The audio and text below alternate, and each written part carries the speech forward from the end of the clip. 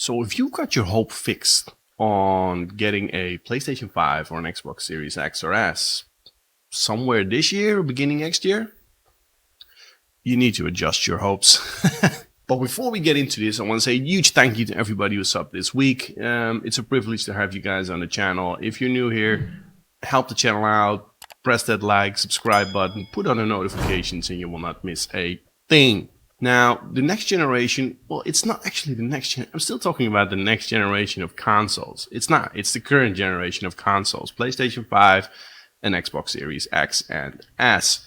Now, there is such a high demand that, well, people trying to purchase it all over the place. Pre-orders are being delayed even.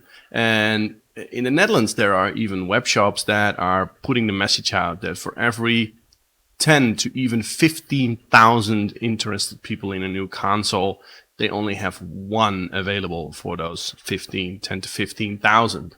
And it's expected that these shortages will last way up until Q2, maybe even beginning Q3 next year. But let's get our hope fixed on Q2 next year. I'm one of those guys. You know, I don't have a PlayStation 5 or an Xbox Series X or S. I'd love to have my hands on one, but I'm not one of the privileged people around here. Now, let's just go through a couple of things on the shortages of the PS5 and the Xbox Series X and even the S, because this article talks about, so Sportskeeda, for example. So this article is on Sportskeeda. The PS5 and the Xbox Series X are possibly two of the most highly anticipated pieces of tech in 2020. Given the massive fan following Sony and Microsoft have, it should be no surprise that units will be in high demand.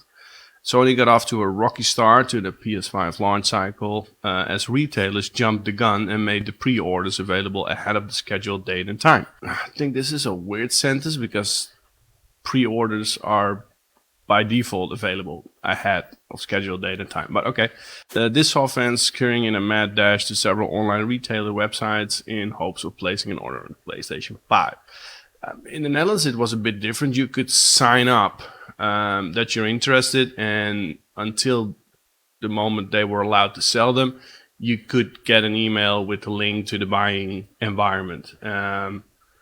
It was undoable. As soon as you got the email, everything was already done. This incident left a sore taste in the fans' mouths as Sony took a hit in public opinion regarding the launch of their next-gen consoles. I do think that Sony is a bit of blame, but on the other side, one could have expected. I still know that from the PlayStation 4 days, there was also a bit of, well, a high demand and a low supply. But from what I just still understand is that eventually it was turned around quite quickly. On top of that, you have a pandemic right now, right? So in terms of logistics, manufacturing, there are certain rules and which, well, makes it impossible to reach the normal level of manufacturing, right? On the other side, if you've been working in the sales strategy department of Sony and it was around March, April time, you could make an educated guess that the pandemic would have a serious effect on your manufacturing, on your logistics, and your availability of your new product.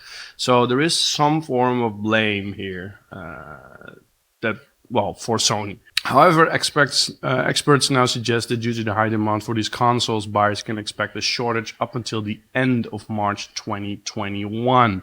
And this is Piers Harding Rolls. I expect the shortage for both PS5 and Xbox Series X during the launch period up until at least end of March 2021. I'm expecting comparatively good availability of Xbox Series S and X on actual launch day, but country coverage plus demand means inevitably ongoing supply patchiness. So I think he's right. Xbox has fixed it a bit better. But if I look at a few Dutch websites, this is for the PlayStation 5. Let me check if you can see it right. Yeah, okay, it's in Dutch, but here it says PlayStation 5 is sold out. We don't know when we get a new supply. They're also a bit funny, Coolblue, you know, calling and bringing cookies to our customer service will not change the situation. They did had a very funny, I would say, event where we've got that Santa Claus thing here in the Netherlands, right? So you can make a picture with a funny thing with Santa Claus and then mail that picture to these guys, and the best winners they were randomly pick winners, and then they will be able to buy the PlayStation, so you don't have to queue up. On the same website, the Xbox Series X and S also sold out. Same thing. Don't bring cookies, don't call, we can't help you with that. And even on a very big online retailer, bol.com in the Netherlands, it's absolutely undoable to buy any of these consoles. You can't pre-order, nothing. Fans have been looking forward to placing orders for their preferred next-gen console ahead of launch. However, some have received emails from retailers such as Amazon explaining that their pre-orders might not arrive on time. Same happened in the Netherlands. And here you see an example of Jeff Keighley receiving the email of Amazon. We're contacting you about your order of the Xbox Series X to let you know in advance that you may not receive this item on the day it's released due to high demand. We'll make it every effort with the supplier to procure more inventory, and we will provide additional updates, blah, blah, blah, as soon as possible. Many fans understandably found this absurd, as it essentially makes the point of a pre-order redundant, which is, of course, this is the reason why we could have expected it on one side, and yes, Xbox has it a bit better, but is also not able to meet the demand due to logistics, manufacturing, the global pandemic, and the huge amount of demand out there. You should also take it into account. People are at home, you're in lockdown, working from home. We spend way more time at home, right? So there is some need for entertainment and some new things, and the Christmas and the holidays are coming up, so people want to maybe spend a bit more money to make it a bit more special, because the shops open, restaurants are closed, bars are closed. People are looking for some entertainment here. And yes, Sony and Microsoft could have seen this coming in the sales strategy department in March, April.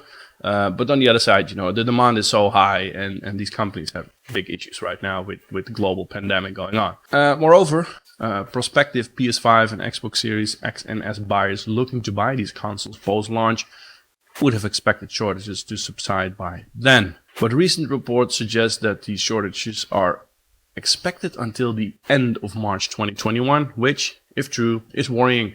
However, this also means that the PS5 and Xbox Series X and X will be extremely successful right from launch, which is good news for both companies. But however, the backlash from the present audience will be extremely harsh if buyers cannot buy their favorite console on time. This is true. In the end, we gamers forget and we forgive because we want to have our hands either on the PS5 or on Xbox Series X or S. I'm going for the PS5. The reason is I've got an Xbox One and I've got a badass PC here as well, which with the Game Pass can do everything the new Xbox Series X can do as well. I think even slightly better if I look at the specs of my PC. So for me, it's going to be the PS5, but I could fully understand you going for an Xbox as well. I'm really dying to hear from you guys. What are you waiting for? Is it the PS5, is it the Xbox Series X, or even S? To me, the Xbox Series S is not really next-gen gaming, but that's a total different topic.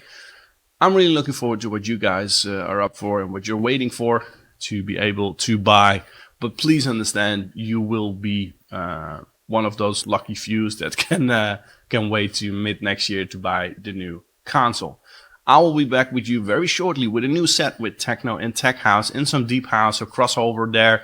Think about 2 hours of live streaming I'm going to do. Looking forward to that as well, to bring you some fun and entertainment and some music to your living room, guys. For now, this was Movement 6. Out. Back to the madness.